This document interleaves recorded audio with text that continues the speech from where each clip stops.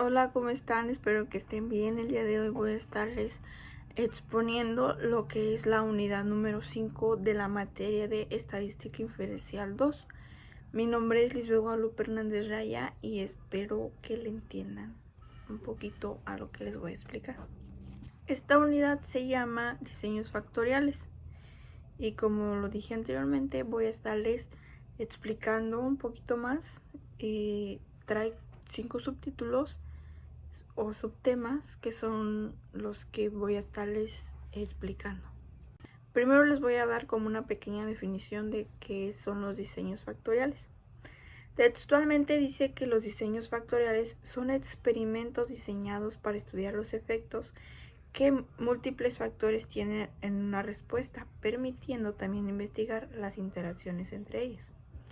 Esto quiere decir que son los factores al mismo tiempo se pueden usar de uno a la vez, lo que permite identificar los factores que interactúen entre sí y en lugar de simplemente estar interactuando solos. Las características es que incluyen todas las combinaciones posibles de los niveles de los factores. Otra sería que son eficientes para experimentos como múltiples factores. Y otra sería que permiten estimar efectos principales, efectos de individuales de cada factor y efectos de interacción, que son los efectos combinados de dos o más factores. Los tipos de diseños factoriales son con 3 factores, con 2 factores, conceptos básicos, transformaciones para estabilizar varianza, diseño factorial general y efectos aleatorios. Un ejemplo sería que si se quiere estudiar el efecto de temperatura y la presión sobre el rendimiento de un proceso químico, se pueden usar un diseño factorial con 2 niveles, que sería temperatura baja y alta en la presión, y en la temperatura sería igual baja y alta. El otro subtema sería el 5.1. Bueno, más bien el primer subtema sería el 5.1, que son los diseños factoriales con 2 factores. Esto quiere decir que un diseño factorial de 2 factores es un diseño experimental donde se examinan los efectos de 2 factores variables sobre una respuesta. Este se caracteriza por la combinación de los niveles de cada factor para obtener todas las posibles condiciones experimentales. Este diseño en sí permite investigar los efectos individuales de cada factor y también cómo es que interactúan o cómo es que reaccionan interactuando. Las ventajas es que permiten identificar el efecto de varios factores simultáneamente. Otra es que ayudan a comprender los factores que interactúan entre sí. Y la última sería que son eficientes en la recopilación de los datos. Un ejemplo de este sería que un ejemplo factorial de 2 factores, como un diseño de 2×2. Evalúa el impacto de 2 factores independientes sobre una variable dependiente o considerando los factores de sus niveles. Por ejemplo, se puede analizar que la edad de niños o niñas, que son 2 factores, niños y niñas, y la asistencia a un curso, de que si van o no van, y que si esto afecta o no afecta la calificación. El otro subtema es el 5.2, que son los diseños factoriales con 3 factores. Un diseño factorial de 3 factores, a menudo llamado diseño factorial de 3 vías, es una técnica experimental que investiga el efecto de 3 variables independientes, que son los factores, sobre una variable dependiente. Este tipo de diseño permite estudiar las interacciones de 2 factores, que es interacción de 2 vías, y la interacción de todos los factores, que sería la interacción de 3 vías. Las características es que cada factor puede tener un número de niveles, por ejemplo, 2 niveles, alto y bajo, o 3 niveles, bajo, alto y medio. Otra característica es el número total de tratamientos o combinaciones experimentales. Es el producto del número de niveles de cada factor, como A por B por C, donde A, B y C son los niveles de factores, A, B y C respectivamente. Y la otra característica sería que se estudia el efecto de cada factor y, que es lo más importante, las interacciones entre ellos.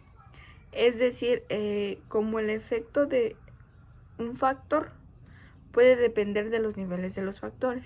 Un ejemplo que creo que está muy claro, dice: imaginemos un experimento para estudiar la calidad de un producto. Se consideran tres factores. Factor A, que es el tipo de materia prima, que son dos niveles A1 y A2. El factor B, que son temperatura de cocción, y ahí son tres niveles, B1, B2 y B3. Y el factor C, que es el tiempo de cocción, que son dos niveles, el C1 y el C2. El diseño factorial completo sería de 2 por 3 por 2, que eso sería igual a 12, que son los 12 tratamientos o combinaciones diferentes que se ejecutan en el experimento. Después se analizarían los resultados en el ANOVA para identificar los factores más importantes y las interacciones significativas. El otro subtema es el 5.3, que sería el diseño factorial general. Este subtema dice que un diseño factorial general es una técnica de diseño experimental que permite estudiar los en una respuesta, los efectos múltiples factores en una respuesta, considerando todos los efectos individuales de cada factor como las interacciones entre ellos. En esencia, un diseño factorial explora todas las combinaciones posibles de niveles de factores involucrados en un experimento, lo que permite que sea una evaluación más completa y precisa de la influencia de cada factor de respuesta. Las características es que se utilizan dos o más factores en el experimento, cada uno con diferentes niveles o valores. Otra característica es que se consideran todas las combinaciones posibles de los factores, y la otra sería que se evalúa la influencia individual de cada factor en la respuesta. Un ejemplo que dice: imaginemos que una empresa embotelladora de refrescos quiere mejorar la uniformidad de la altura de llenado de sus botellas. Puede controlar la cantidad de carbonatación, que sería el factor A, la presión del llenado, que sería el factor B, y la velocidad de la línea, que sería el factor C. Si deciden estudiar estos tres factores utilizando un diseño factorial completo de dos niveles, que sería alto y bajo, para cada factor, el experimento involucraría todas las posibles combinaciones. Y pues aquí se ven todas las posibles combinaciones que podría haber, como uno sería que A bajo, B bajo, C bajo. Otro es A bajo, B bajo y aquí es C alto. Otro sería A bajo, B alto y C bajo. Y así se va con todas las posibles combinaciones que podría haber en este sistema. El otro subtema es el de modelos de efectos aleatorios.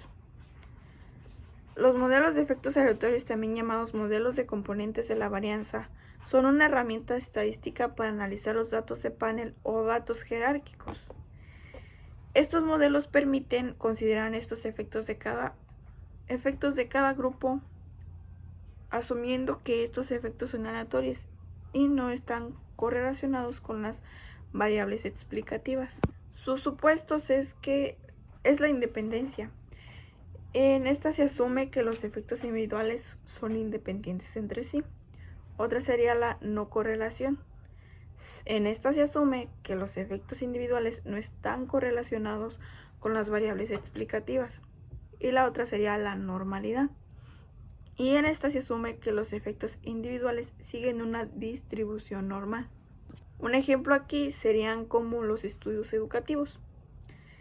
Textualmente dice: al analizar el rendimiento escolar de los alumnos en diferentes escuelas, los efectos aleatorios de la escuela pueden capturar la variabilidad entre las escuelas que no se puede explicar solo por las variables observables de los alumnos.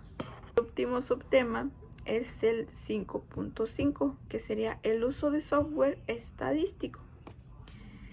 El uso de software estadístico se enfoca en automatizar y facilitar el análisis de datos para identificar patrones, tendencias y relaciones.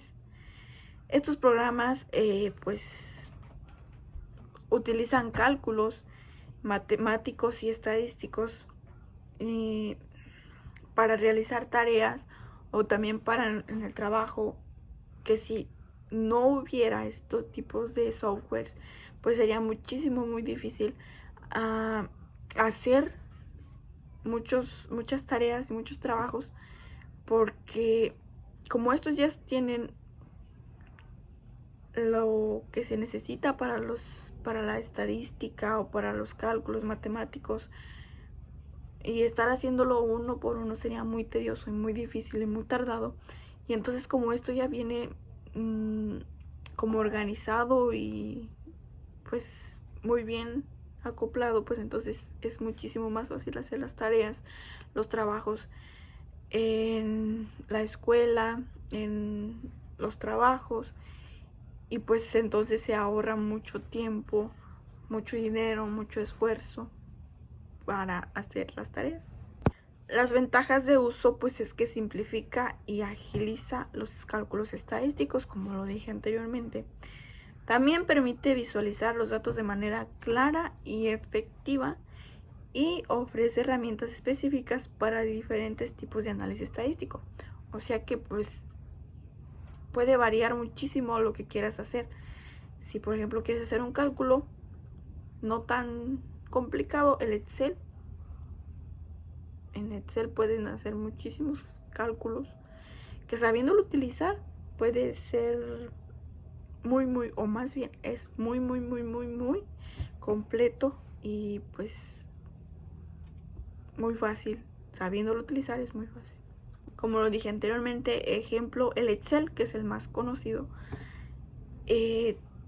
Pues también hay otro que se llama SPSS, que en sus siglas en inglés es Statistical Packages for the Social Sciences, y el SAS, que es Statistical Analysis System.